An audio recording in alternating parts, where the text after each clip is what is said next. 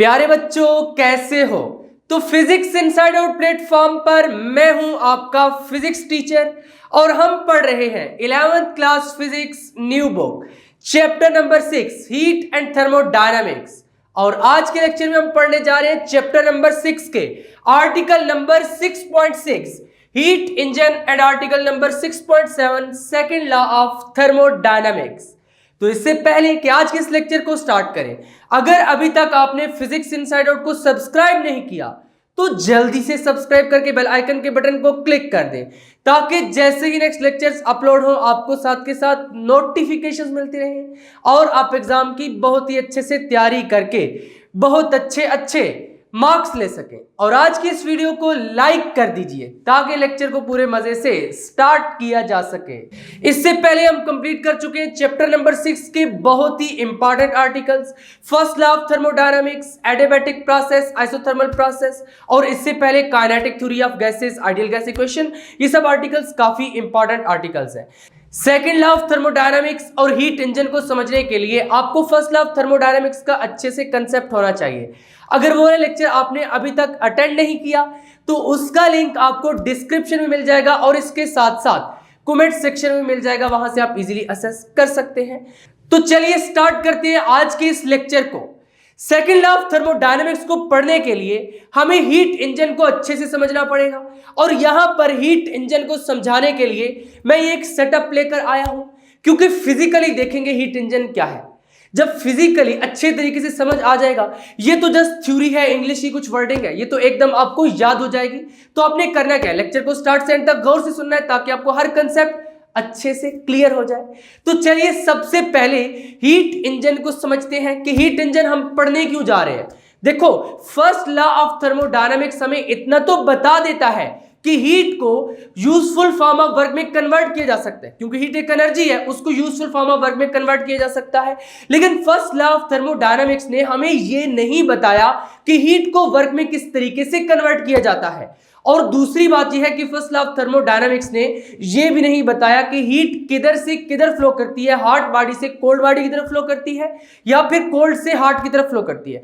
देखो, ये to major questions है, हीट को वर्क में कैसे कन्वर्ट किया जाएगा और हीट किधर फ्लो करेगी, हॉट से कोल्ड की तरफ या कोल्ड से हॉट की तरफ। इन दोनों क्वेश्चन का आंसर हमें देता है सेकेंड लॉ ऑफ थर्मोडायनामिक्स। लेकिन सेकेंड लॉ ऑफ थर्मोडायनामिक्स को समझने के लिए हमें पढ़ना पड़ेगा हीट इंजन। तो इसी सेटअप से स्टार्ट करते हैं कि हीट इंजन बेसिकली है क्या। पहले स्टीम इंजन को ही हीट इंजन कहा जाता था। तो यहां पर ये एक स्टीम इंजन है, इसी के जरिए मैं आपको हीट इंजन डेमोंस्ट्रेट करूंगा कि हीट इंजन किस तरीके से वर्क करता है, इसके बेसिक कंपोनेंट्स क्या क्या है। तो पहले साइंटिस्ट को एक कैसे ख्याल आया कि हीट को वर्क में कन्वर्ट किया जा सकता है। देखो, एक कॉमन ऑब्जर्वेशन है, अगर आप किसी भी बर्तन में कुछ पानी लो और उसको कवर कर दो, यानी जिस भी कंटेनर में आपने पानी लिया है, वाटर लिया है, उसके ऊपर आप लिड रख दो, यानी उसको कवर कर दो और फ्लेम को ऑन करो, तो क्या होगा कि वाटर कुछ देर के बाद स्टीम में कन्वर्ट होने लगेगा और उस स्टीम की वजह से उस कंटेनर की लिड को पुश करेगा। देखो, स्टीम क्या करेगी, उस कंटेनर की लिड को पुश करेगी। जब पुश करेगी तो इसका मतलब यह है कि स्टीम के पास एबिलिटी है, स्टीम कैपेबल है कि वो वर्क डन कर सकती है। तो यहां पर स्टीम क्यों बनी? देखो, वाटर स्टीम में कन्वर्ट हुआ है ड्यू टू हीट, हमने हीट प्रोवाइड की, वाटर स्टीम में कन्वर्ट हुआ, स्टीम ने क्या किया, वर्क किया। तो इसका मतलब है कि हीट को बेसिकली वर्क में कन्वर्ट किया जा सकता है। यहां से ये कुछ ख्याल आया कि हीट को वर्क में कन्वर्ट किया जा सकता है। तो यहां पर बेसिकली ये भी एक स्टीम इंजन है, इसके जरिए मैं आपको हीट इंजन एक्सप्लेन करूंगा।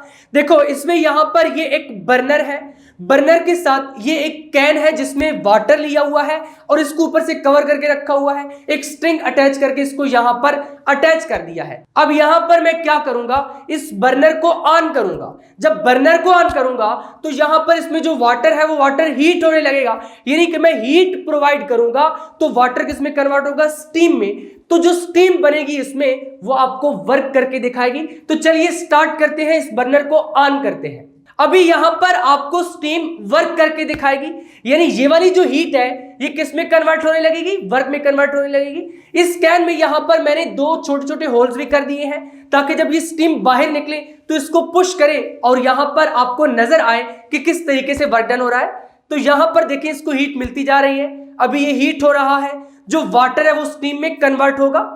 तो यहां पर हीट मिल रही है। बस आप इसको ऑब्जर्व करेंगे किस तरीके से वाटर स्टीम में कन्वर्ट होगा और उसके बाद यहां पर वर्क डन होने लगेगा। अब बेसिकली यहां पर ये क्या है, हीट प्रोवाइड कर रहा है बर्नर, तो दिस इज सोर्स, ये क्या है, सोर्स ऑफ हीट है।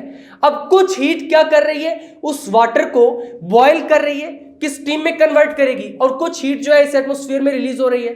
तो यहां पर बेसिकली पहले हम देखते ये है कि किस तरीके से ये वाटर स्टीम में कन्वर्ट होगा और ये इंजन वर्क करना स्टार्ट कर देगा।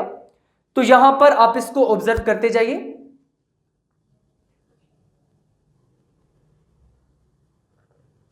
अभी यहां पर ये हीट हो रहा है, अभी देखिएगा, देखें, अगर आपको नजर आ रहा हो तो इसने यूं यूं घूमना स्टार्ट कर दिया है। देखो हमारा हीट इंजन जो है वो वर्क करना स्टार्ट हो चुका है। यहां पर हीट क्या हो गई, वर्क में कन्वर्ट हो गई। तो चलिए समझते हैं कि अब आपकी बुक में क्या लिखा गया है।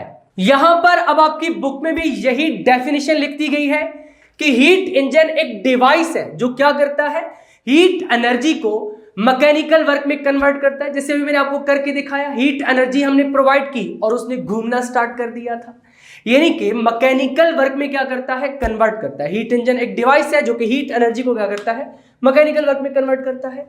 देखो यहां पर हमने देखना यह है कि कोई भी हीट इंजन किस तरीके से कंस्ट्रक्ट होता है, उसके मेन कंपोनेंट्स क्या क्या है, यानी कौन कौन से कंपोनेंट्स रिक्वायर्ड होंगे जिनको मिलाने से हम एक हीट इंजन को कंस्ट्रक्ट कर सकते हैं। तो देखो सबसे पहली चीज हमें क्या चाहिए होगी, किसी भी हीट इंजन को कंस्ट्रक्ट करने के लिए सोर्स ऑफ हीट चाहिए होगी। जैसे कि वहां पर हमने बर्नर यूज किया था, तो सबसे पहला कंपोनेंट क्या होगा, सोर्स ऑफ हीट। ये क्या होगा, ज्यादा टेम्परेचर होगा इसका, यानी कि वो जो इंजन है उसको हीट प्रोवाइड करेगा। यहां से फिर सोर्स से क्या मिलेगी, हीट मिलेगी, किसको मिलेगी, इंजन को मिलेगी।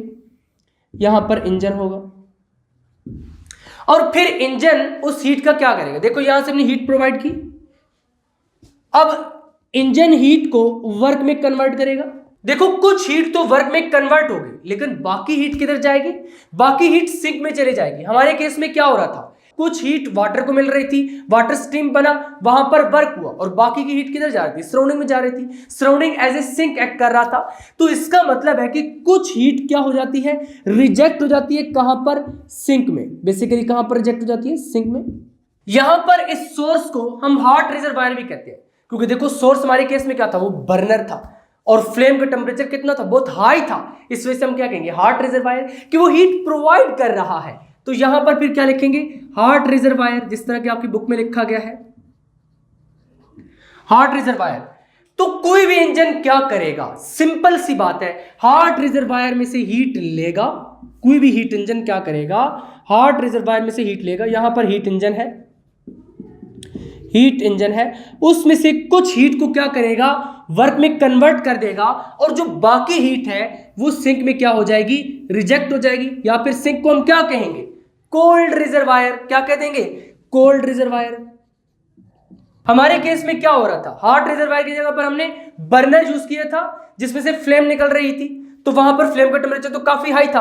तो यहां पर इसका मतलब है हॉट रिजर्वायर का टेम्परेचर बहुत हाई होगा और कोल्ड रिजर्वायर का टेम्परेचर क्या होगा, कम होगा। हमारे केस में क्या हो रहा था, वो जो हीट थी वो वाटर को बॉयल कर रही थी, वाटर स्टीम में कन्वर्ट हो रहा था, और बाकी की जो हीट थी वो सराउंडिंग में जा रही थी। तो surrounding as a sink act कर रही थी, या फिर कोल्ड रिजर्वायर, और उसका टेम्परेचर क्या था, डाउन था। तो यहां पर बच्चों आपने याद रखना है, कोई भी हीट इंजन क्या करता है, हॉट रिजर्वायर से हीट लेता है, उसमें से कुछ हीट को वर्क में कन्वर्ट करता है, और बाकी की हीट को कोल्ड रिजर्वायर में क्या कर देता है, रिजेक्ट कर देता है। तो यहां पर फिर बेसिकली हम कहते हैं कि किसी भी हीट इंजन के मेजर 3 कंपोनेंट्स होते हैं, जिनमें से सबसे पहला कंपोनेंट है हॉट रिजर्वायर। पहला कंपोनेंट क्या होगा, हॉट रिजर्वायर। दूसरा कंपोनेंट क्या होगा, देखो इस हीट इंजन में क्या प्रेजेंट होता है, वर्किंग सब्सटेंस प्रेजेंट होता है। अब वर्किंग सब्सटेंस क्या है, देखो जैसे हमारे केस में वाटर था, उस कैन में मैंने वाटर फिल करके रखा हुआ था। मैं जब उस वाटर को हीट कर रहा था, वाटर बॉयल हो रहा था, उसका टेम्परेचर बढ़ रहा था, वो स्टीम में कन्वर्ट हो रहा था। लेकिन यूजुअली यहां पर जो हम हीट इंजन पढ़ेंगे बुक में, उनमें गैस को हम as a working substance use करेंगे। क्या करेंगे, गैस को as a working substance use करेंगे। तो नंबर 2 क्या हो जाएगा, वर्किंग सब्सटेंस। वर्किंग सब्सटेंस यानी जो सब्सटेंस वर्क करेगा, ये उस सब्सटेंस की बात हो रही है। उसके बाद थर्ड कंपोनेंट क्या होगा, थर्ड कंपोनेंट होगा कोल्ड रिजर्वायर, जहां पर हीट क्या होगी, रिजेक्ट होगी। तो फिर यहां पर कंस्ट्रक्शन की हेडिंग लगाकर इन तीनों कंपोनेंट्स को लिख देते हैं और साथ ये वाली डायग्राम भी बना देते हैं। यहां पर अब हीट इंजन की प्रॉपर डायग्राम बनाकर इन तीनों कंपोनेंट्स को लिख दिया है जो कि हीट इंजन में यूज हुए हैं। सबसे पहला क्या है, hot reservoir. A heat engine consist of 3 components, mainly 3 होते हैं, जिनमें से सबसे पहला क्या है, हॉट रिजर्वायर और सोर्स, जो कि यहां पर है। अभी मैंने आपको बताया कि हॉट रिजर्वायर या सोर्स का टेम्परेचर क्या होगा, ज्यादा होगा। देखो हॉट रिजर्वायर का टेम्परेचर ज्यादा होगा, कोल्ड रिजर्वायर का टेम्परेचर क्या होगा, कम होगा। इसी वजह से हमने हॉट रिजर्वायर के टेम्परेचर को T1 लिखा है और कोल्ड रिजर्वायर के टेम्परेचर को T2 लिखा है। Hot reservoir which can supply heat at high temperature, यानी इसका टेम्परेचर हाई है और ये क्या करेगा, हीट इंजन को हीट सप्लाई करेगा।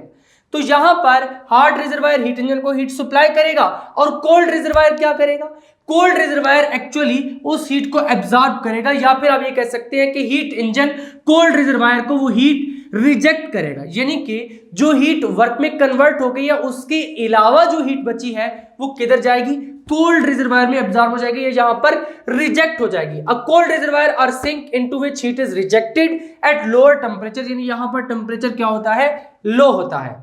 थर्ड है ए वर्किंग सब्सटेंस। देखो इंजन में क्या है, वर्किंग सब्सटेंस है। अभी मैं आपको बता चुका हूं कि यूजुअली हीट इंजन में जो वर्किंग सब्सटेंस होता है ये गैस होती है, गैस एक्सपैंड होती है, कंप्रेस होती है और वहां पर क्या होता है, वर्क डन होता है। तो इसी वजह से हमने लिखा है working substance is needed which can absorb heat Q1 from the source, यानी हीट Q1 को एब्जॉर्ब करता है सोर्स से। देखो जब वर्किंग सब्सटेंस हीट को एब्जॉर्ब करेगा तो उस केस में क्या होगा, वो एक्सपैंड होगा। जब सिस्टम में हीट एंटर करेंगे तो सिस्टम में क्या होगा, एक्सपेंशन होगी, यानी वो जो गैस अंदर प्रेजेंट है या फिर कोई भी वर्किंग सब्सटेंस वो एक्सपेंड होगा।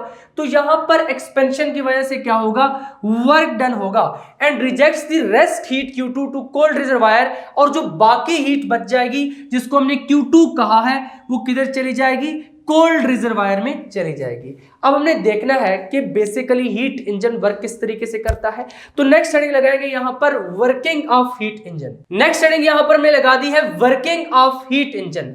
देखो हीट इंजन जो है ये एक साइकिल में वर्क करता है। किस तरीके से, कोई भी हीट इंजन ले लो, मान लो पेट्रोल इंजन हो, डीजल इंजन हो, कोई भी इंजन ले लो, एक हीट इंजन है ये सारे के सारे।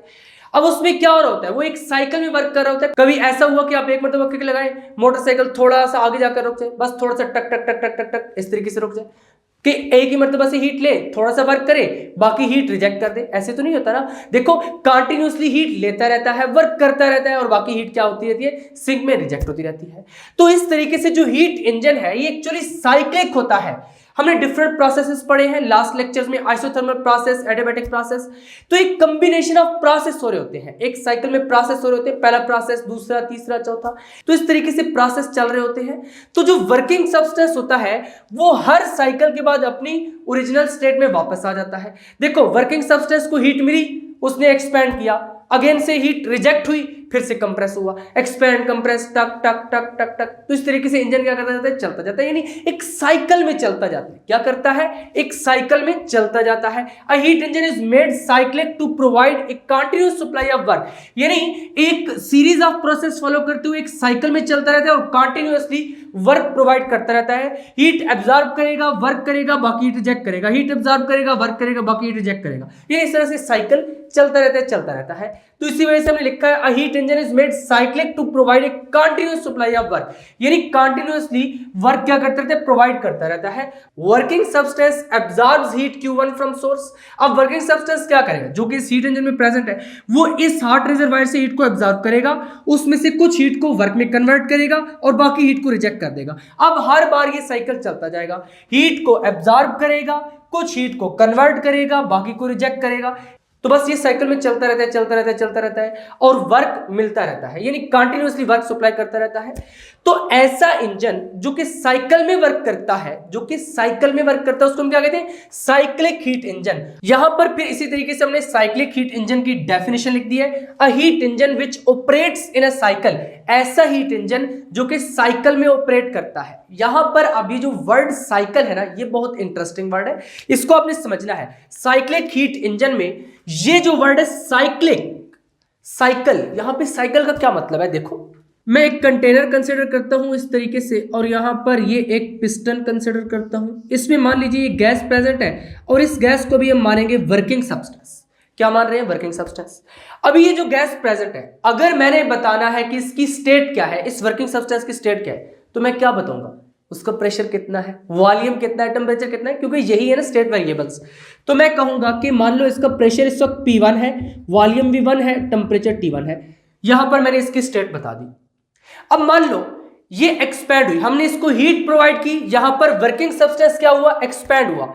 एक्सपेंशन के बाद इसका मे बी प्रेशर P2 हो जाए, वॉल्यूम V2 हो जाए, टेम्परेचर T2 हो जाए। जब एक्सपैंड हुआ, कुछ वर्क हुआ, देखो एक साइकिल चल रहा है, डिफरेंट प्रोसेस चल रहे हैं, एक और प्रोसेस परफॉर्म हुआ। मान लो इसका प्रेशर चेंज हो गया, प्रेशर P3 हो गया, वॉल्यूम V3 हो गया, टेम्परेचर T3 हो गया। अब फिर से ये गैस कंप्रेस होगी, यानी कि जब कंप्रेस हो रही है तो मान लो फिर से इसकी स्टेट चेंज हुई। क्या हुई? P4 V4 T4, यानी प्रेशर, वॉल्यूम और टेम्परेचर क्या हो गए? चेंज हो गए।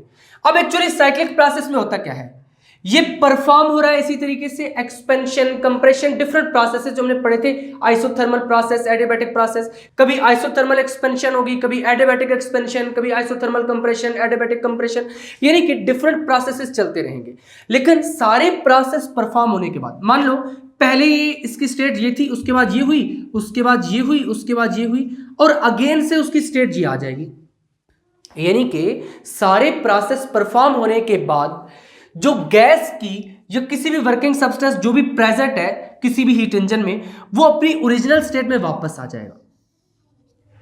हर साइकिल के बाद अपनी ओरिजिनल स्टेट में वापस आ जाएगा। तो साइकिल का क्या मतलब है कि जो सीरीज ऑफ प्रोसेस इंजन में चल रहे हैं, किसी भी इंजन में जो adiabatic compression, expansion, isothermal compression, expansion जो भी चल रहा है, जो भी प्रोसेसेस चल रहे हैं, प्रोसेस कंप्लीट होने के बाद, यानी वन साइकिल कंप्लीट होने के बाद अगेन से जो वर्किंग सब्सटेंस है वो अपनी इनिशियल या फिर अपनी ओरिजिनल स्टेट में वापस आ जाएगा। और यही जो प्रोसेस है इसको हम क्या कहते हैं? साइकिल है। यानी सीरीज ऑफ प्रोसेस चल रहे हैं, लेकिन प्रोसेस कंप्लीट होने के बाद, वो साइकिल कंप्लीट होने के बाद क्या होगा कि जो वर्किंग सब्सटेंस है वो अपनी ओरिजिनल स्टेट में वापस आ जाएगा। साइकिल का यही मतलब है कि वर्किंग सब्सटेंस डिफरेंट प्रोसेसेस से गुजरा है, लेकिन साइकिल कंप्लीट होने के बाद वर्किंग सब्सटेंस क्या आया है? अपनी ओरिजिनल स्टेट में वापस आ चुका है। तो यहां तक आपको साइक्लिक हीट इंजन में समझ आ चुका है। अब हमने पढ़ना है सेकेंड लॉ ऑफ थर्मोडायनामिक्स, जो कि एक बहुत ही इंटरेस्टिंग टॉपिक है और इसके साथ साथ काफी इंपॉर्टेंट भी है।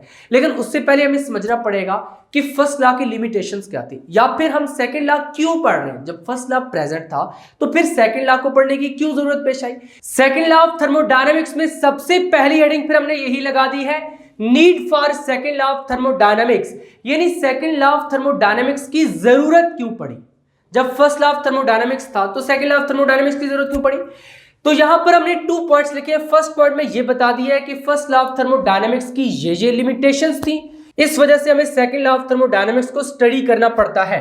इसको हमने सेकंड पॉइंट में लिखा है। तो फर्स्ट पॉइंट में क्या लिमिटेशन लिखी है? The first law of thermodynamics tells us that heat energy can be converted into an equivalent amount of work. देखो फर्स्ट लॉ ऑफ थर्मोडायनामिक्स क्या कहता था कि हीट को वर्क में कन्वर्ट किया जा सकता है। यही बताता था Q is equal to delta U plus W, कि जो हीट एनर्जी आप किसी भी सिस्टम में एंटर करेंगे उसकी वजह से इंटरनल एनर्जी इंक्रीज होगी और कुछ हीट क्या करेगी? वर्क में कन्वर्ट होगी। यानी इन शॉर्ट फॉर्म में ये बताता था कि हीट एनर्जी को आप यूजफुल फॉर्म ऑफ वर्क में कन्वर्ट कर सकते हैं। लेकिन फर्स्ट लॉ ऑफ थर्मोडायनामिक्स ने ये नहीं बताया, वो इसके बारे में खामोश है कि किस तरीके से ये होगा, कि हीट किस तरीके से यूजफुल फॉर्म ऑफ वर्क में कन्वर्ट होगी। इसी वजह से हमने लिखा है कि उसने ये कंडीशंस नहीं दी, but it is silent about the conditions. ये उन कंडीशंस के बारे में खामोश है under which this conversion takes place. यानी वो कौन सी कंडीशंस है जिनमें हीट एनर्जी को वर्क में कन्वर्ट किया जा सकता है। और दूसरी बात यह है कि the direction of heat flow, यानी फर्स्ट लॉ ऑफ थर्मोडायनामिक्स हमें हीट के फ्लो के बारे में नहीं बताता था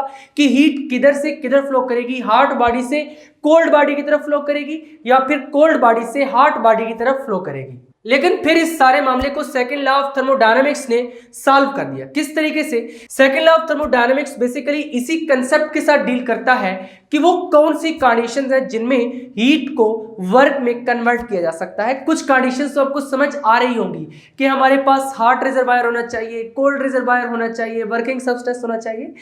तो इसी तरीके की कुछ कंडीशंस हम सेकंड लॉ ऑफ थर्मोडायनामिक्स में पढ़ेंगे कि ये वाली कंडीशंस फुलफिल होंगी तो इसी केस में हीट एनर्जी वर्क में कन्वर्ट की जा सकती है। तो सेकंड लॉ ऑफ थर्मोडायनामिक्स जो first and foremost main concept के साथ डील करता है वो ये है कि कौन कौन सी ऐसी कंडीशंस हैं जिनमें हीट एनर्जी वर्क में कन्वर्ट हो सकती है, और दूसरा सेकंड लॉ ऑफ थर्मोडायनामिक्स हमें यह बताता है कि हीट किधर से किधर फ्लो करती है, हॉट बॉडी से कोल्ड बॉडी की तरफ फ्लो करती है या फिर कोल्ड से हॉट की तरफ फ्लो करती है।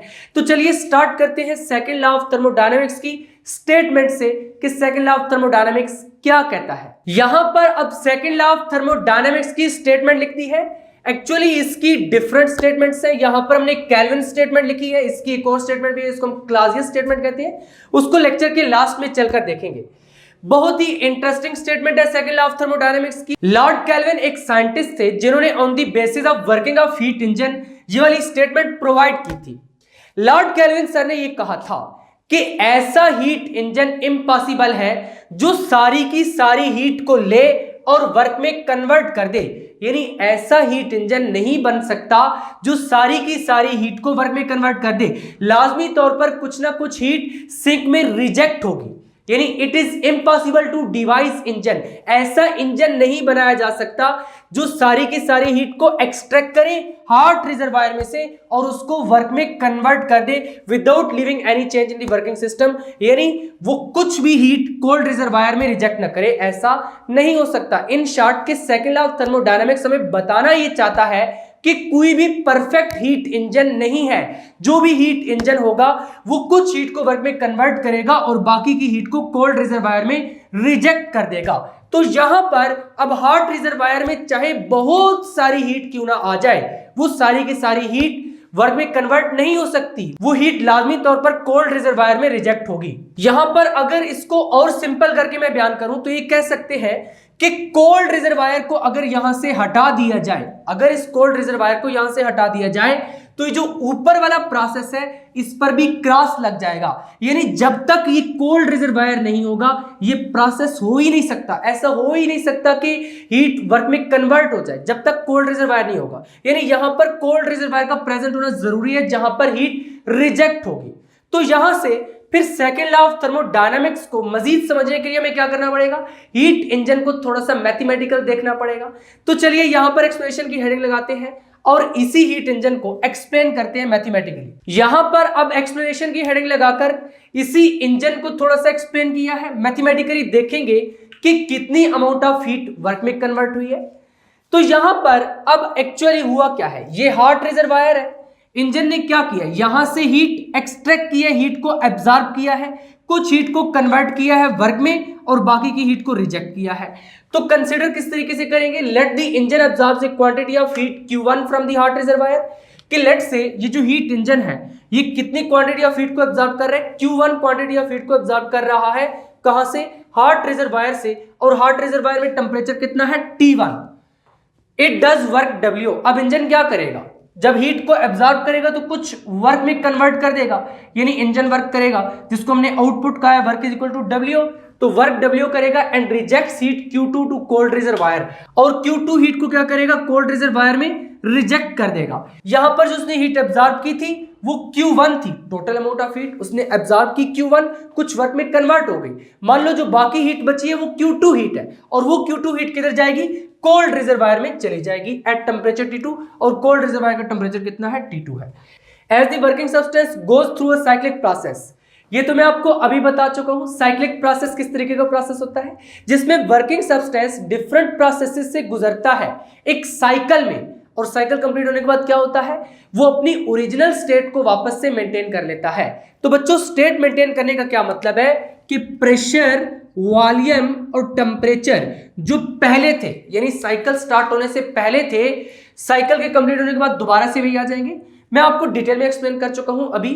तो यहां पर भी हमने यही लिखा है कि जब वर्किंग सब्सटेंस साइक्लिक प्रोसेस से गुजरेगा तो क्या होगा कि उसमें सब्सटेंस वापस आएगा साइकिल को कंप्लीट करने के बाद अपनी ओरिजिनल स्टेट में। देखो अगर पहले P1 V1 T1 है, उसके बाद अगर क्या होगी P2 V2 T2, यानी कि स्टेट इस तरीके से होगी है। उसके बाद अगर स्टेट P3 V3 T3 हुई है, उसके बाद अगर P4 V4 T4 ये स्टेट है, तो उसके बाद अगेन से ये वाली स्टेट हो जाएगी। यानी कि सारे प्रोसेस परफॉर्म करने के बाद, एक साइकिल कंप्लीट करने के बाद जो वर्किंग सब्सटेंस है वो अपनी ओरिजिनल स्टेट में वापस आ जाएगा। ये क्या है, उसकी ओरिजिनल स्टेट। प्रोसेस परफॉर्म हुआ, एक प्रोसेस, ये स्टेट, दूसरा प्रोसेस परफॉर्म हुआ, ये स्टेट, तीसरा प्रोसेस परफॉर्म हुआ, ये स्टेट, चौथा प्रोसेस परफॉर्म हुआ, अगेन से ओरिजिनल स्टेट वापस आ गई। इसको हम क्या कहते हैं, साइक्लिक प्रोसेस। तो यहां पर क्योंकि बच्चों साइक्लिक प्रोसेस हो रहा है, तो यही कि अगर पहले ये वाली स्टेट थी तो बाद में भी ये वाली स्टेट होगी। तो यहां से मैं ये कह सकता हूं कि अगर साइकिल के स्टार्ट पर टेम्परेचर T1 था तो साइकिल एंड होने के बाद भी टेम्परेचर T1 है। देखो जब टेम्परेचर दोनों मर्तबा T1 है तो पूरे साइकिल में जो टेम्परेचर में चेंज आया है वो कितना होगा, वो 0 होगा। देखो टेम्परेचर के चेंज का क्या मतलब है, डेल्टा T, पहले कितना टेम्परेचर था T1, साइकिल कंप्लीट होने के बाद दोबारा से कितना हो गया T1, तो T1 माइनस T1 क्या हो जाएगा, 0 हो जाएगा, यानी डेल्टा T 0 हो जाएगा। तुमने ऑलरेडी पढ़ा हुआ है कि इंटरनल एनर्जी किस पर डिपेंड करती है, टेम्परेचर पर डिपेंड करती है।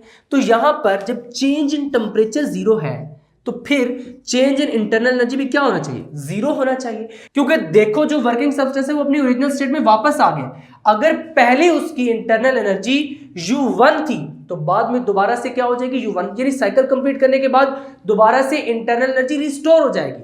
तो यहां पर हमने यही बात लिखी है, दस the change in internal energy is 0, यानी कि फिर चेंज इन इंटरनल एनर्जी क्या हो जाएगा, 0 हो जाएगा। तो यहां पर फिर लिख दीजिए that is delta U is equal to 0। अब फर्स्ट लॉ ऑफ थर्मोडायनामिक्स क्या कहता है, फर्स्ट लॉ ऑफ थर्मोडायनामिक्स कहता है कि जो हीट सिस्टम में एंटर करेंगे वो किधर किधर यूज होगी, उसकी इंटरनल एनर्जी को इंक्रीज करेगी और साथ में वर्क में कन्वर्ट होगी। तो यहां पर लिखते हैं according to first law of thermodynamics, according to first law of thermodynamics. तो फर्स्ट लॉ ऑफ थर्मोडायनामिक्स क्या कहते हैं, Q is equal to delta U plus W when delta U is equal to 0। किस तरीके से लिखेंगे, when delta U is equal to 0 comma then, तो इस केस में क्या हो जाएगा, यहां पर डेल्टा U को 0 पुट कर देंगे। लेकिन अब यहां पर कुछ स्टूडेंट्स क्या करते हैं, Q is equal to W लिख देते हैं, लेकिन यहां पर आपने Q is equal to W नहीं लिखना, बल्कि यहां पर जो हीट वर्क में कन्वर्ट हुई है वो कितनी हीट थी। देखो टोटल हीट कितनी है, Q1 है। यहां पर मैं लिखता हूं टोटल हीट जो कि इस इंजन ने एब्जॉर्ब किया है, इस वर्किंग सब्सटेंस ने एब्जॉर्ब किया, वो कितनी है, Q1। अब कुछ तो वर्क में कन्वर्ट हो गई, कुछ क्या हो गई, वर्क में कन्वर्ट हो गई। बाकी कुछ हीट किधर गई है, कोल्ड रिजर्वायर में, यानी जो हीट हमारे काम की है, जो वर्क में कन्वर्ट हुई है, वो कितनी हीट होगी, Q1 माइनस Q2। देखो यहां से Q1 हीट एब्जॉर्ब की, कुछ वर्क में कन्वर्ट हो गई और कुछ रिजेक्ट हो गई। अगर मैं Q1 इस हीट में से ये वाली माइनस कर दूं तो बाकी कौन सी वाली बच जाएगी, वो वाली बच जाएगी जो कि वर्क में कन्वर्ट हुई है। तो इसका मतलब यह है कि जब मैं डेल्टा U को 0 पुट करूंगा तो यहां पर फिर क्या हो जाएगा, delta Q is equal to W, या फिर मैं ये लिखूंगा Q1 minus Q2 is equal to W, Q1 minus Q2 is equal to W। यानी कि यहां पर जो हीट वर्क में कन्वर्ट हुई है वो कौन सी हीट है, Q1 माइनस Q2। तो यहां से आप इसको इस तरीके से लिख सकते हैं ORR करके, W is equal to Q1 minus Q2। तो यहां से फिर हम ये कह सकते हैं कि net work done is equal to net heat absorb. देखो जो हीट इंजन ने एब्जॉर्ब किया और वर्क में कन्वर्ट किया वो कितनी हो गई, Q1 माइनस Q2, क्योंकि Q2 तो रिजेक्ट हो गया। देखो Q1 में से Q2 निकाल दो, क्योंकि Q2 हमारे काम की ही नहीं है, वो रिजेक्ट हो गई है। तो Q1 में से Q2 को निकाल दो तो बाकी जो हीट बचेगी वो किधर गई है, वर्क में कन्वर्ट हुई है। इसी वजह से हमने लिखा है W is equal to Q1 minus Q2। तो यहां तक आपको समझ आ चुका है कि किस तरीके से हम वर्क को कैलकुलेट कर सकते हैं कि कितनी हीट वर्क में कन्वर्ट हुई है, कोई भी इंजन है उसने कितनी हीट को वर्क में कन्वर्ट किया है, वो हम इस रिलेशन से बता सकते हैं, W is equal to Q1 minus Q2। अब हमने देखना है कि कोई भी हीट इंजन कितना ज्यादा एफिशिएंट हो सकता है, क्योंकि देखो सारी की सारी हीट को वर्क में कन्वर्ट नहीं करता, कुछ हीट को वेस्ट कर देता है। तो इसका मतलब है कोई भी इंजन 100% एफिशिएंट तो नहीं होता। लेकिन फिर हमने यहां पर कुछ हीट इंजन की एफिशिएंसी डिस्कस करनी है, जैसे कि पेट्रोल इंजन की कितनी एफिशिएंसी होती है, डीजल इंजन की कितनी होती है। तो चलिए उसको डिस्कस करते हैं। नेक्स्ट हेडिंग यहां पर लगा दी है practical observation from petrol engine. देखो पेट्रोल इंजन में क्या होता है कि पेट्रोल और एयर का मिक्सचर होता है, जहां से हीट प्रोवाइड होती है वो जब बर्न होता है तो अब वो जो हीट है इंजन क्या करता है, उस हीट को एक्सट्रैक्ट करता है, उसमें से कुछ हीट को मैकेनिकल वर्क में कन्वर्ट करता है और बाकी की हीट किधर जाती है, वो एक्सपेल हो जाती है एटमॉस्फेयर में। तो यहाँ पर यही बात लिखी है कि a petrol engine extracts heat from a burning fuel, यानी वो जो फ्यूल बर्न हो रहा होता है वहां से उसे हीट मिलती है इंजन को। It converts A part of this energy into mechanical work, यानी कि पेट्रोल इंजन ने वो जो हीट एब्जॉर्ब की है, हीट एनर्जी जो एब्जॉर्ब की है उसमें से कुछ हीट एनर्जी क्या होगी, मैकेनिकल वर्क में कन्वर्ट हो जाएगी और कुछ एक्सपेल हो जाएगी किधर, एटमॉस्फेयर में। जिस तरह के मोटरसाइकिल में पेट्रोल इंजन होता है तो वहां पर क्या होता है कि पेट्रोल और एयर का मिक्सचर बर्न हो रहा होता है जहां से इंजन को हीट मिलती है।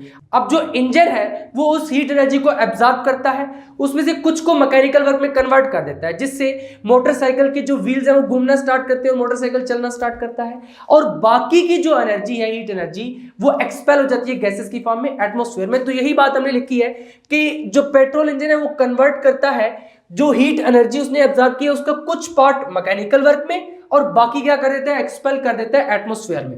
इसके बाद आपकी बुक में पेट्रोल इंजन और डीजल इंजन की एफिशिएंसीज को थोड़ा सा कंपेयर किया गया। इसलिए नेक्स्ट हेडिंग लगाई है एफिशिएंसी ऑब्जर्वेशंस, यानी कि पेट्रोल इंजन में जो एफिशिएंसी ऑब्जर्व की गई है वो 25% है, डीजल इंजन में कितनी ऑब्जर्व की गई है, 35% टू 40%। अब ये एफिशिएंसी क्या चीज है, इसको थोड़ा सा आपने समझना है। देखो यहां पर हीट इंजन में हमारा मकसद क्या है, हमें क्या चाहिए, वर्क चाहिए। हमें इससे कोई लेना देना नहीं है कि हीट किधर जा रही है, कोल्ड रिजर्वायर में वेस्ट हो रही है। हमारा मेन मकसद यह है कि हमें वर्क कितना मिल रहा है, हम प्रोवाइड कितना कर रहे हैं और उसके बदले में हमें कितना मिल रहा है। देखो हीट हम प्रोवाइड कर रहे हैं हॉट रिजर्वायर से और वर्क हमें मिल रहा है, वर्क हमें चाहिए, हीट को हम वर्क में कन्वर्ट करना चाह रहे हैं। तो जो हीट हम प्रोवाइड कर रहे हैं उसके बदले में हमें कितना वर्क मिल रहा है। देखो यहां पर एफिशिएंसी को हम इस तरह से डिफाइन करते हैं, output work divided by input energy. क्या लिखते हैं, इनपुट एनर्जी, कि हमने कितनी एनर्जी इनपुट की है और उसके बदले में इंजन हमें कितना वर्क करके दे रहा है। देखो जो हीट उसने रिजेक्ट की है वो तो वेस्ट हो गई ना, वो हमारे काम की तो नहीं है। पेट्रोल इंजन में जो एटमॉस्फेयर में चली गई वो हमारे काम की तो नहीं है, एटमॉस्फेयर क्या हमें वापस करेगा, उसको तो हम यूज नहीं कर सकते।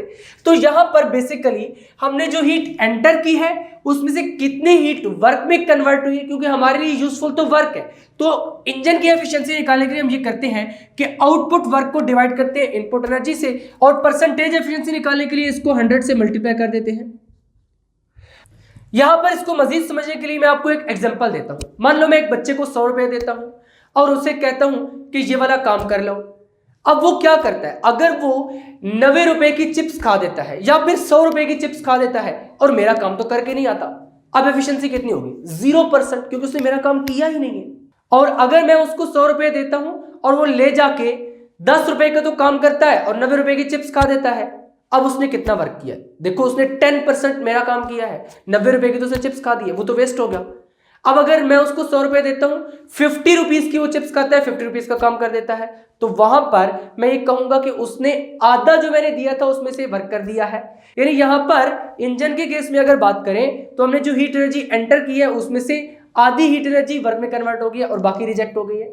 अब अगर मैं एक बच्चे को 100 रुपए देता हूं और वो उसमें से 70 रुपीज का काम कर लाता है और 30 रुपीज जो है उनके लेस वगैरह कुरकुरे वगैरह खा देता है, तो वहां पर फिर एफिशिएंसी कितनी हो जाएगी, 70%। तो इसी तरीके से यहां पर भी यही है कि आउटपुट वर्क कितना है डिवाइडेड बाय इनपुट एनर्जी, कि कितना आपने दिया है उसमें से कितना आपको जो रिक्वायर्ड वर्क था वो मिला है। यानी कि आपने इंजन को कितनी हीट एनर्जी दी है उसमें से इंजन ने आपको कितनी हीट एनर्जी वर्क में कन्वर्ट करके दी है। अब जो प्रैक्टिकल इंजन है जैसे कि पेट्रोल इंजन है, इसकी एफिशिएंसी 25% है, यानी 75% गई खत्म, सिर्फ 25% का वर्क हो रहा है। डीजल इंजन में क्या होता है, 35% से 40% तक की जो हीट एनर्जी है उसको वर्क में कन्वर्ट कर देता है और बाकी की जो हीट एनर्जी है वो वेस्ट हो जाती है। जिस तरह यहाँ पे कोल्ड रिजर्वायर में गई, इसी तरह से पेट्रोल इंजन डीजल इंजन में एटमॉस्फेयर में भाग जाएगी। तो यहां पर फिर आपको क्या समझ आया कि पेट्रोल इंजन की एफिशिएंसी कितनी है, 25%। अब ये कैसे निकाली होगी, ये इसी तरीके से निकाली है कि कितनी हीट एनर्जी वर्क में कन्वर्ट हुई है और कितनी हीट एनर्जी आपने इनपुट की है। Work our input energy multiply by 100%, यहां से क्या निकल कर आएगी, परसेंटेज एफिशिएंसी, जो कि पेट्रोल इंजन के केस में क्या है 25% और डीजल इंजन के केस में क्या है 35 टू 40%। जो थोड़े अच्छी डीजल इंजन है वो 40% तक जाएंगे और जो नॉर्मल है वो 35% तक जाएंगे। तो यहां पर फिर हमने एफिशिएंसी को भी डिस्कस कर लिया है। अब हमने देखने हैं consequences of second law of thermodynamics. देखो सेकेंड लॉ ऑफ थर्मोडायनामिक्स हमें कुछ इंपॉर्टेंट रिजल्ट्स निकाल कर दे रहा है, उनको हमने डिस्कस करना है। नेक्स्ट अब यहां पर हेडिंग लगा दी है implications and consequences of second law of thermodynamics. तो सेकेंड लॉ ऑफ थर्मोडायनामिक्स की जो इंप्लीकेशंस और कॉन्सिक्वेंसेस हैं, ये सेकेंड लॉ ऑफ थर्मोडायनामिक्स से भी ज्यादा इंपॉर्टेंट है, यानी लॉ से भी ज्यादा इंपॉर्टेंट इसके कॉन्सिक्वेंसेस और इंप्लीकेशंस है। क्योंकि बेसिकली जब आपको ये कॉन्सिक्वेंसेस और इंप्लीकेशन समझ आ जाएंगी तो यहां पर आपको सेकेंड लॉ ऑफ थर्मोडायनामिक्स एकदम समझ आ जाएगा। अब इंप्लीकेशन का क्या मतलब है और कॉन्सिक्वेंस का क्या मतलब है, देखिए सेकेंड लॉ ऑफ थर्मोडायनामिक्स की स्टेटमेंट क्या है। It is impossible to devise a process which में convert heat extracted from a single reservoir entirely into work without leaving any change in the working system। यानी ऐसा impossible है कि single reservoir में से हीट एक्सट्रैक्ट करो और उस सारी की सारी हीट को वर्क में कन्वर्ट कर दो बगैर सिंक में हीट भेजे। तो अब इसका इंप्लीकेशन क्या निकलता है, देखो जो फर्स्ट रिजल्ट है, यानी कि लॉ को आपने स्टडी किया तो लॉ से डायरेक्टली जो फर्स्ट रिजल्ट निकल रहा है that would be the implication. अब यहां से इंप्लीकेशन क्या होगा कि सिंगल रिजर्वायर से हम हीट लेकर उसको सारे का सारा वर्क में कन्वर्ट नहीं कर सकते। तो इसी वजह से पहले पॉइंट में हमने लिखा है इस single heat reservoir no matter how much energy it contains, कि अगर सिंगल हीट रिजर्वायर होगा चाहे उसमें कितनी ही एनर्जी क्यों ना हो उसको आप वर्क में कन्वर्ट नहीं कर सकते। For the working of heat engine, किसी भी हीट इंजन की वर्किंग के लिए क्या क्या होना चाहिए, there must be a source of heat, एक सोर्स ऑफ हीट होनी चाहिए जिसका टेम्परेचर क्या होना चाहिए, ज्यादा होना चाहिए, और फिर उसके साथ साथ एक कोल्ड रिजर्वायर होना चाहिए या फिर सिंक होना चाहिए और उसका टेम्परेचर लो होना चाहिए जहां पर जो फालतू हीट है वो एक्सपेल की जाएगी। देखो इंजन क्या करेगा, हॉट रिजर्वायर से हीट लेगा, उसमें से कुछ हीट को वर्क में कन्वर्ट कर देगा, बाकी की हीट किधर जाएगी, सिंक में जाएगी। तो यहां पर सिंक का होना लाजमी है। सेकेंड लॉ ऑफ थर्मोडायनामिक्स की फर्स्ट एंड फॉरमोस्ट इंप्लीकेशन यानी कि जो डायरेक्ट रिजल्ट निकल कर आता है वो यही है कि सिंगल रिजर्वायर में से हीट को एक्सट्रैक्ट करके आप सारे का सारा वर्क नहीं बना सकते, यानी उसको वर्क में कन्वर्ट नहीं कर सकते। अब इसकी एग्जांपल क्या है, this is true for oceans and our atmosphere. अब देखिए जो ओशंस हैं और हमारा जो एटमोस्फियर है इसमें बहुत सारी एनर्जी है, बहुत सारी हीट एनर्जी है, लेकिन उस हीट एनर्जी को हम यूजफुल मैकेनिकल वर्क में कन्वर्ट नहीं कर सकते क्योंकि ओशन और एटमोस्फियर ये तो एक रिजर्वायर है, हॉट रिजर्वायर। कोल्ड रिजर्वायर कहां से आएगा, क्योंकि यहां पर कोल्ड रिजर्वायर नहीं है, तो इनमें जो बहुत सारी हीट एनर्जी है वो यूजलेस है, वो यूजफुल मैकेनिकल वर्क में कन्वर्ट नहीं हो सकती। इसलिए हमने लिखा है this is true for oceans and our atmosphere, यानी ओशंस और हमारे एटमोस्फियर के लिए ये ट्रू है। ये जो हमने सिंगल रिजर्वायर के लिए बात लिखी है इसकी बात कर रहे हैं, which contains a large amount of heat energy. अब इनमें हीट एनर्जी तो बहुत ज्यादा है but can not be converted into useful mechanical work, लेकिन इस हीट एनर्जी को यूजफुल मैकेनिकल वर्क में कन्वर्ट नहीं किया जा सकता क्योंकि यहां पर हमारे पास कोल्ड रिजर्वायर नहीं है, because there is no reservoir at lower temperature than any of them।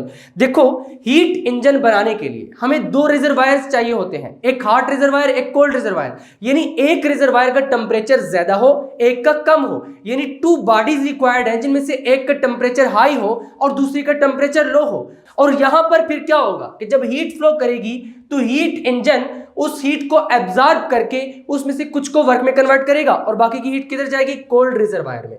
तो इसी वजह से हमने यहां पर लिखा है कि जब सिंगल रिजर्वायर से हम हीट इंजन को डेवलप नहीं कर सकते, यानी हीट को यूजफुल फॉर्म ऑफ वर्क में कन्वर्ट नहीं कर सकते सिंगल रिजर्वायर से, तो इसका कंसीक्वेंस क्या होगा, फिर इसका कंसीक्वेंस यह है कि हमें टू रिजर्वायर्स रिक्वायर्ड होंगे। देखो इंप्लीकेशन क्या है, डायरेक्ट रिजल्ट क्या था कि सिंगल रिजर्वायर यूजफुल नहीं है, सिंगल रिजर्वायर में चाहे कितनी हीट क्यों नहीं है उसको हम वर्क में कन्वर्ट नहीं कर सकते। अब कंसीक्वेंस क्या होगा, जब सिंगल रिजर्वायर यूजलेस है तो फिर हमारे पास टू रिजर्वायर्स होने चाहिए, यानी टू बॉडीज होनी चाहिए डिफरेंट टेम्परेचर पर। तो ये कंसीक्वेंस हो जाएगा as a consequence of second law of thermodynamics, two bodies at different temperatures are essential for the conversion of heat into work, यानी हीट को वर्क में कन्वर्ट करने के लिए, यूजफुल फॉर्म ऑफ वर्क में कन्वर्ट करने के लिए लाजमी है कि टू बॉडीज हो जिनमें से एक का टेम्परेचर हाई हो और दूसरी का टेम्परेचर क्या हो, लो हो। तो हीट किधर फ्लो करेगी, हॉट रिजर्वायर से कोल्ड रिजर्वायर की तरफ। यहां पर बहुत से स्टूडेंट्स का क्वेश्चन ये होता है कि सर ये जो डायग्राम है ये हमने कहां पर बनानी है। तो आपने इस डायग्राम को दो जगह पर बनाना है। सबसे पहले तो वहां पर बनाना है जहां पे हमने हीट इंजन की कंस्ट्रक्शन लिखी थी। कंस्ट्रक्शन ऑफ हीट इंजन में आपने ये वाली डायग्राम ड्रा करनी है और उसके बाद आपने सेकंड लॉ ऑफ थर्मोडायनेमिक्स की एक्सप्लेनेशन में भी इस डायग्राम को ड्रा करना है। दोनों जगह पर एक ही डायग्राम रहेगी। अब चलते हैं कि जो सेकंड लॉ ऑफ थर्मोडायनेमिक्स की अनदर स्टेटमेंट है, क्लासियस स्टेटमेंट, वो क्या कहती है। यहां पर अब हम देखने जा रहे हैं क्लासियस स्टेटमेंट और केल्विन स्टेटमेंट। इन दोनों को हमने कंपेयर करना है और ये देखना है कि कैसे ये स्टेटमेंट्स एक दूसरे से रिलेटेड है। देखो सेकंड लॉ ऑफ थर्मोडायनेमिक्स का लेक्चर यहां पर एंड हो चुका है। जो आपकी बुक में था वो सारे के सारा हम पढ़ चुके हैं। अब एक्चुअली क्लासियस स्टेटमेंट और केल्विन स्टेटमेंट को दोबारा से समझना इसलिए जरूरी है क्योंकि ये जो क्लासियस स्टेटमेंट है ये आगे चलकर रेफ्रिजरेटर वाले आर्टिकल में भी यूज होगी। यहां पर अगर आपने अच्छे तरीके से समझी हुई होगी तो रेफ्रिजरेटर वाला आर्टिकल आपके लिए बहुत आसान हो जाएगा। और उसके बाद जो शॉर्ट क्वेश्चंस है उनमें भी बार बार यूज होगी क्लासियस स्टेटमेंट, केल्विन स्टेटमेंट। एक शॉर्ट क्वेश्चन तो इस तरीके से भी है कि सेकंड लॉ ऑफ थर्मोडायनेमिक्स की टू डिफरेंट स्टेटमेंट्स लिखें, तो टू डिफरेंट स्टेटमेंट्स यही वाली है, एक क्लासियस स्टेटमेंट है और एक केल्विन स्टेटमेंट है। तो अब हमने समझना है कि क्लासियस स्टेटमेंट एक्चुअली क्या है। देखो अभी हमने हीट इंजन पढ़ा है। हीट इंजन में हमने क्या पढ़ा है कि लेट से ये एक हॉट रिजर्वायर है, यानी कि ये सोर्स है, यहां पर दरमियान में क्या है, हीट इंजन है, हीट इंजन है और इसके साथ यहां पर क्या है, कोल्ड रिजर्वायर है। इसी तरीके से था सिंक, यानी कि हीट इंजन क्या करेगा, सोर्स से हीट लेगा Q1, उसमें से कुछ को वर्क में कन्वर्ट करेगा और बाकी जो Q2 हीट होगी उसको किधर भेज देगा, सिंक में रिजेक्ट कर देगा। अब अगर इसी काम को मैं उलट करूं, क्या करूं, इसको उल्टा दूं, यानी कि हीट को सिंक से सोर्स की तरफ फ्लो करवाऊं। यहां पर देखें ये हॉट रिजर्वायर है, हॉट रिजर्वायर है और ये क्या है, कोल्ड रिजर्वायर, कोल्ड रिजर्वायर। अब देखें सेकंड लॉ ऑफ थर्मोडायनेमिक्स तो ये कह रहा है ना कि जो हीट फ्लो करेगी वो हॉट बॉडी से कोल्ड बॉडी की तरफ फ्लो करेगी, कि नेचुरल फ्लो यही होता है। सेकंड लॉ ऑफ थर्मोडायनेमिक्स में ये बात क्लियर हो चुकी है अच्छे तरीके से। अब अगर मैं ये चाहता हूं कि हीट कोल्ड बॉडी से हॉट बॉडी की तरफ जाए तो मुझे क्या करना पड़ेगा। देखो यहां पर सोर्स है लेट से, और ये हमारे पास क्या है, यहां पर इंजन है और यहां पर दिस इज सिंक। अब अगर मैं चाहता हूं कि यहां पर कोई एक ऐसा पंप हो जो हीट को सिंक से ले और सोर्स की तरफ भेजे। देखो वैसे तो हॉट से कोल्ड की तरफ आती है हीट, लेकिन यहां पर मैं चाहता हूं कि कोल्ड से हॉट की तरफ जाए। तो यही प्रिंसिपल यूज होता है रेफ्रिजरेटर में भी।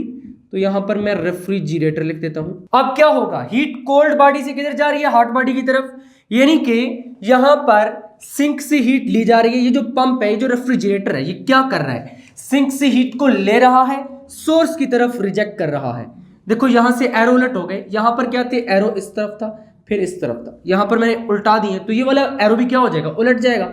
यानी कि यहां पर हमें वर्क इस तरीके से देना पड़ेगा। अगर हॉट से कोल्ड बॉडी की तरफ हीट फ्लो करेगी तो वहां पर आपको वर्क मिलेगा, लेकिन अगर कोल्ड से हॉट बॉडी की तरफ आपने हीट को फ्लो कराना है तो एक्सटर्नल वर्क क्या करना पड़ेगा, प्रोवाइड करना पड़ेगा। तो क्लासियस स्टेटमेंट ये कहती है it is impossible to cause heat flow from cold body to hot body, कि कोल्ड बॉडी से हॉट बॉडी की तरफ, देखो ये क्या है, cold body, this is cold body and this is hot body. Clausius statement ये कहती है कि हीट को कोल्ड बॉडी से हॉट बॉडी की तरफ उस वक्त तक फ्लो नहीं करवाया जा सकता जब तक कि आप एक्सटर्नल वर्क प्रोवाइड ना करें, विदाउट एक्सपेंडिचर ऑफ एनर्जी। देखो विदाउट एक्सपेंडिचर ऑफ एनर्जी भी हो सकता है या फिर विदाउट एक्सटर्नल वर्क भी हो सकता है, दोनों एक ही बात है। विदाउट एक्सटर्नल वर्क, इस तरीके से भी आप इसको लिख सकते हैं। तो यहां पर क्लासियस स्टेटमेंट और केल्विन स्टेटमेंट ये दोनों ऑलमोस्ट सेम सेम है। देखो केल्विन स्टेटमेंट क्या कहती है, केल्विन स्टेटमेंट ने ये बताया है कि अगर आपके पास यहां पर ये क्या है, एक सोर्स है, तो आप ऐसा नहीं कर सकते कि सोर्स से सारी की सारी हीट को वर्क में कन्वर्ट कर दें। यानी अगर ये हीट इंजन है तो ऐसा नहीं हो सकता कि सोर्स से सारी हीट लें और वर्क में कन्वर्ट कर दें। यानी कि केल्विन स्टेटमेंट ने इस प्रोसेस पे क्रॉस लगाया है। यही बात केल्विन स्टेटमेंट कर रही है। केल्विन स्टेटमेंट में क्या है, इट इज इम्पॉसिबल, ऐसा नहीं हो सकता। क्या नहीं हो सकता, to devise a process which में कन्वर्ट हीट, कि ऐसा प्रोसेस नहीं हो सकता जो कि हीट को ले, जो कि सारी की सारी हीट को ले और क्या करे, extracted from a single reservoir, एक रिजर्वायर से एंटायरली इनटू वर्क, और सारी की सारी हीट को वर्क में कन्वर्ट कर दे without leaving any change in the working system, यानी सिंक की तरफ भेजे बगैर।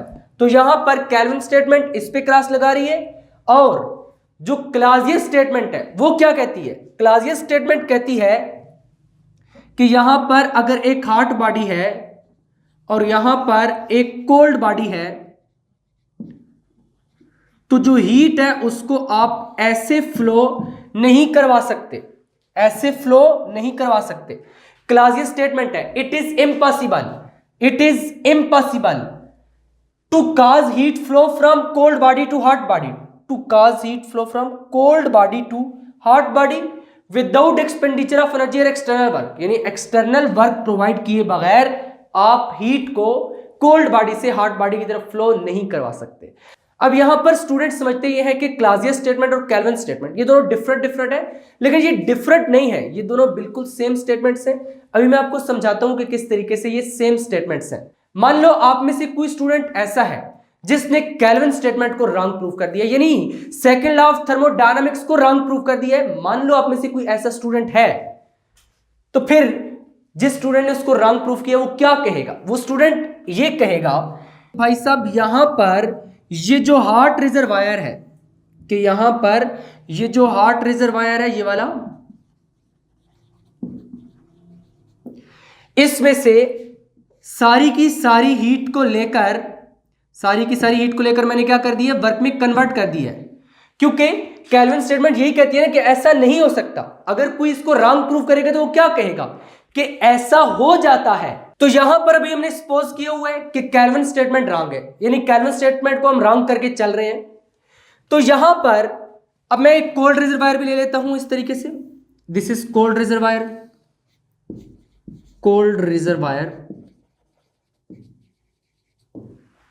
अब क्लाजियस स्टेटमेंट क्या कहती है, it is impossible to cause heat flow from cold body to hot body without external work.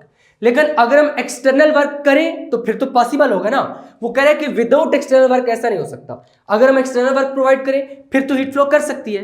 तो मान लो यहां पर मैं ये वाला वर्क प्रोवाइड करता हूं और यहां पर कोई पंप या फिर रेफ्रिजरेटर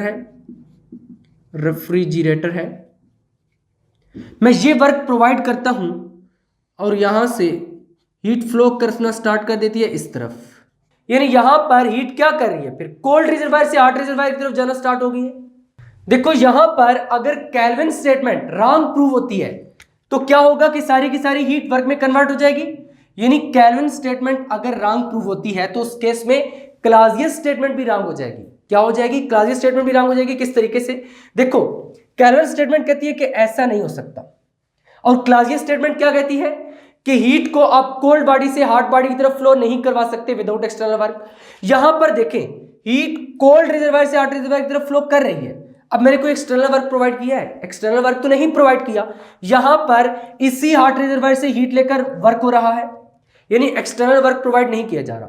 तो क्लाजियस स्टेटमेंट तो ये कह रही है कि एक्सटर्नल वर्क प्रोवाइड किए बगैर आप हीट को फ्लो नहीं करवा सकते, लेकिन यहां पर हीट फ्लो कर गई, तो इसका मतलब है कि यहां पर फिर क्लाजियस स्टेटमेंट भी रॉन्ग हो जाएगी। अगर केल्विन स्टेटमेंट रॉन्ग होगी तो क्लाजियस स्टेटमेंट भी रॉन्ग हो जाएगी।